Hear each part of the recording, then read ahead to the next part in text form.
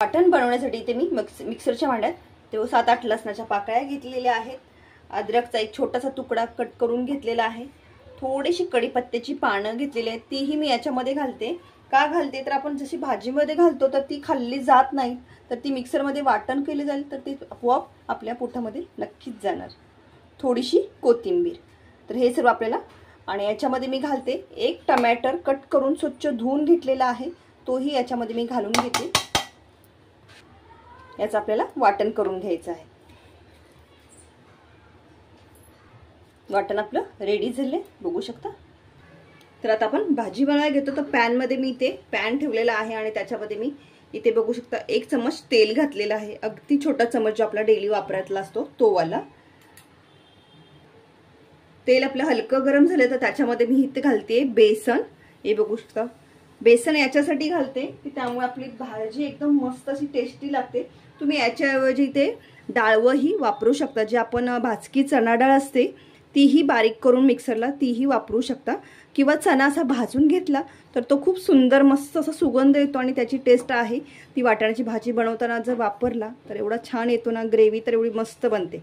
हे बघू शकता इथे मी भाजून घेते अगदी हलक्या हाताने, आणि म्हणजे गॅस एकदम स्लो करून भाजते. अगदी थोडंसं घेतलेलं आहे कारण मी भाजी ही थोडीशीच बनवते, त्यासाठी. तुम्ही जर जास्त लोकांसाठी बनवत असेल तर तुम्ही ह्याचं प्रमाण वाढवूही शकता. हे बघू शकता हलकासा त्याचा ब्राउनिश कलर आला की आपण गॅस इथे मी आता बंद करते. त्याचा सुगंधावरती समजतं की बेसन आपलं भाजलं गेलं, एवढं सुंदर टेस्ट येतो याचा. हे मी तर साईडला ठेवते. आणि इथे ठेवते मी आता कुकर, छोटावाला जो आपला डेलीचा घरातला छोटावाला कुकर असतो तो वाला ठेवलाय. कुकर आपला गरम झाला तर त्याच्यामध्ये मी घालते इथे 1 चम्मच तेल. तेल थोडंसं गरम झालं तर इथे मी घालते 1 कांदा बारीक चिरलेला एकदम असा. हे आपण आता हलवून घेऊयात.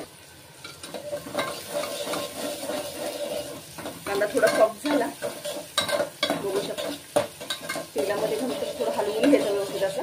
याच्यामध्ये जो आपण वाटण केलेलं आहे लसूण वगैरे अद्रकाचं, कढीपत्ता, कोथिंबीरचं, ते घालून घेते.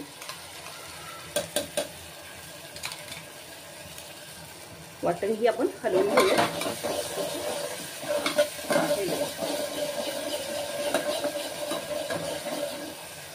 आता आपण याच्यामध्ये घालतो आपण मसाले. धने जिरे पावडर 1 चम्मच हलवून घेऊया.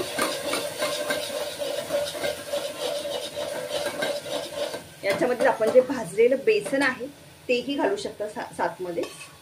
हे बघू काय करते हे इथे घालते. ते तेलामध्ये जास्त अजून ते चांगल्या प्रकारे भाजलं जाईल. काय मस्त सुगंध येतो त्याचा.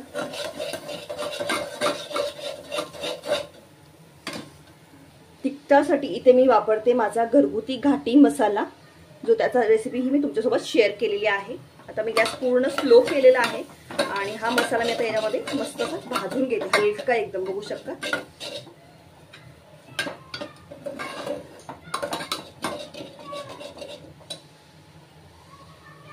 मसाला बघू शकता मस्त असा आपला तेलामध्ये भाजला गेलाय. चटणी तेलामध्ये असंच भाजायला हवा. हे मी 4 लोकांसाठी बनवते त्यामुळे एवढं पुरेसं आहे.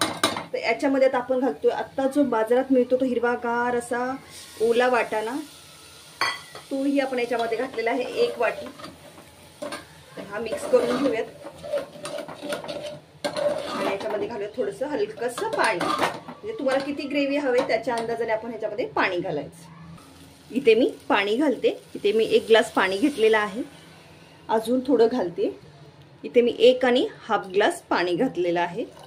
मीठ घालूया टेस्टनुसार 1 चम्मच मीठ. हा आपला मसाला वाटाणा रेसिपी आहे आणि एवढी सुंदर बनते. आता याला काय करा, झाकण लावायची आणि पटकन होण्यासाठी हा कुकरमध्ये मसाला वाटाणा बनवते आपण.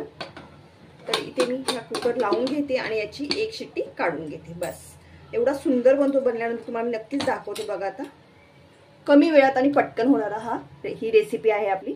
इथे आपल्या 1 शिट्टी देऊन घेतली मी, बघू शकता मस्त. वाव काय मस्त करी झाली आहे, बघू शकता मस्त अशी करी आपली तयार झाली. अगदी थिक आणि सुंदर. वाव गरम गरम चपातीसोबत, भाकरीसोबत किंवा भातासोबतही तुम्ही हिला ट्राय करू शकता. कशी वाटली रेसिपी कमेंट्स करून सांगा. रेसिपी आवडली तर की लाईक, सबस्क्राईब आणि शेअर करायला मात्र विसरू नका. अगदी झटपट आणि पटकन होणारी ही आपली वाटाण्याची रेसिपी आहे. हे बघू शकता वाटाणाही एकदम मस्त असा शिजून तयार होतो आणि जास्त असा हे होत नाही, म्हणजे बोलतात ना एक शिट्टी दिल्यामुळे पटकन शिजला जातो आणि जास्त असा बारीक होत नाही. जसं आहे तसं म्हणजे श्रिंक होत नाही, आहे तसं राहिलेलं आहे. आणि ग्रेव्ही बघू शकता कशी मस्त अशी बनवून आली. खाताना एवढं मस्त लागतं ना हे. नक्कीच तुम्हाला आवडेल ही रेसिपी आणि बनवून पहा.